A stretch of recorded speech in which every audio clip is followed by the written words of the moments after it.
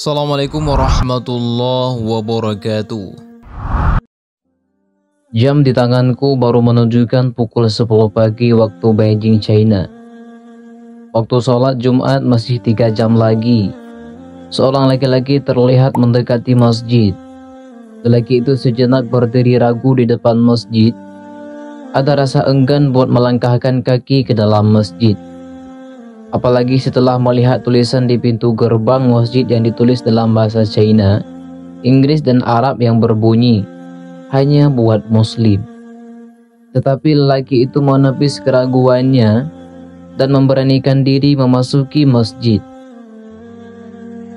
"Ada yang bisa aku bantu?" Tiba-tiba seorang lelaki menyapanya, yaitu imam masjid itu. "Saya ingin menjadi seorang Muslim," ujar lelaki yang disapa. Imam masjid tersenyum dan menyambut lelaki yang ingin masuk Islam itu. Ia membawanya ke kantor komunitas Muslim yang terletak di dekat bangunan masjid. Sang imam menyodorkan 3 buku kecil tentang Islam.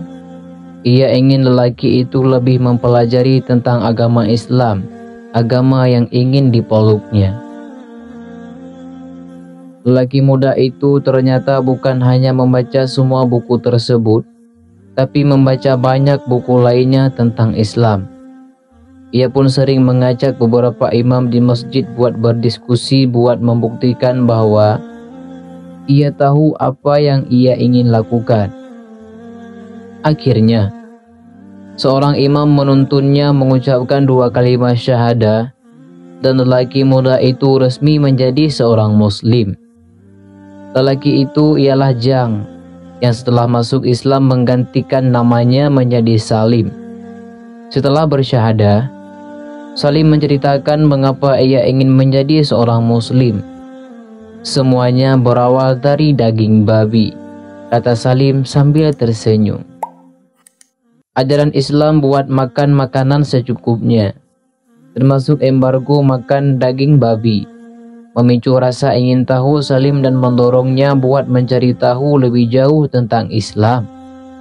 "Saya meneliti jurnal-jurnal medis dan membaca banyak buku buat mencari jawabannya," ujar Salim. Lalu ia menemukan jawabannya mengapa Islam mengharamkan daging babi. Islam memandang babi najis sebab hewan itu memakan segala atau omnivora. Babi tak membedakan antara daging atau tumbuhan dalam norma makanannya.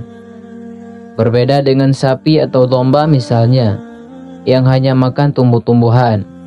Sejumlah ilmuwan juga mengatakan bahwa makan daging babi dapat menyebabkan sedikitnya 70 macam penyakit pada manusia. Saya menemukan konklusi yang sama dalam pengobatan tradisional Cina yang tak merekomendasikan makan daging babi dan menyebutkannya sebagai daging yang paling tak sehat dan berbahaya, tutur Salim. Atas pengalamannya itu, Jang tertarik dengan agama Islam dan memutuskan buat masuk Islam. Ia kini menjadi bagian dari komunitas Muslim di Cina yang menurut data resmi jumlahnya lebih dari 30 juta orang. Islam sudah merambah negeri Cina melalui para pedagang. Di era dinasti Tang sekitar 13.000 tahun yang lalu, bahkan catatan sejarah ada yang menyebutkan bahwa sahabat Rasulullah SAW, yaitu Nabi Muhammad, pernah mengunjungi China.